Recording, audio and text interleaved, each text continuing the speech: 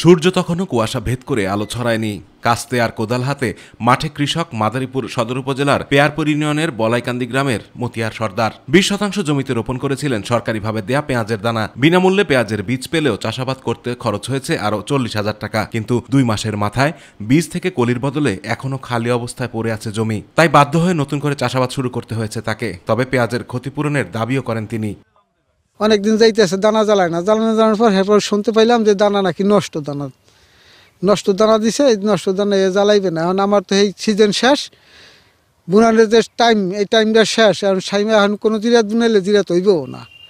আর আমি তো এই জমি, এই যে টাকা পয়সাগুলি নষ্ট করলাম, এই টাকা পয়সাগুলি আমার সম্পূর্ণ গেল বৃথা। শুধু মতিয়ার সর্দারই নয়, সদর উপজেলার বড়াইকান্দি গ্রামের বাচ্চু হোসেন, মোশাররফ ব্যাপারী, এনায়েত হোসেন সহ জেলার 6 শতাধিক পেঁয়াজ চাষির একই দশা। বাংলাদেশ কৃষি উন্নয়ন কর্পোরেশন থেকে দেয়া প্রণোদনার বীজ অঙ্কুরেই নষ্ট ফসলি জমিতে। পেঁয়াজ চাষের জন্য প্রস্তুত রাখা জমিতে এখন অন্য কোনো ফসল বুনতে পারছেন না অনেক কৃষক। ফলে চরম লোকসানের মুখে চাষিরা।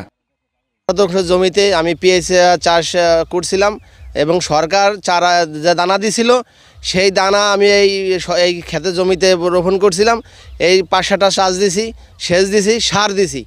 একটা জমি করতে অনেক খরচ হয়। এই দানা একটাও গজায়, দেখেন পুরা মাঠ খালি। আমি প্রতি বছর পেঁয়াজের চাষ করি, এবছরও চাষ করছি। আমার এখানে 24 শতক জায়গা আছে।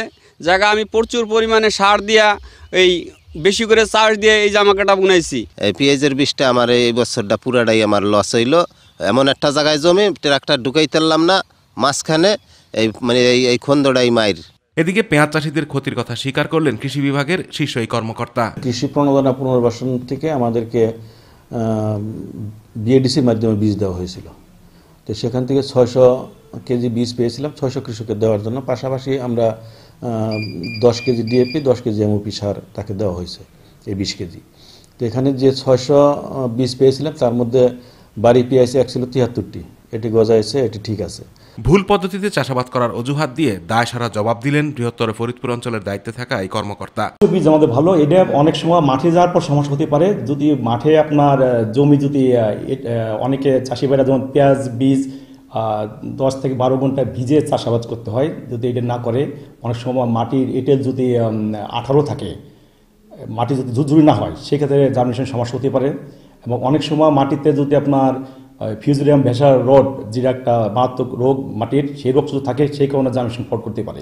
গোল্ডেন এন্টারপ্রাইজ নামে ঠিকাদার প্রতিষ্ঠান ও চুক্তিবদ্ধ উৎপাদনকারী চাষিদের মাধ্যমে 7 কোটি 20 লাখ টাকায় কেনা হয় বাড়ি 1, বাড়ি 4 ও তাহেরপুরি জাতের এই পেঁয়াজের বীজ।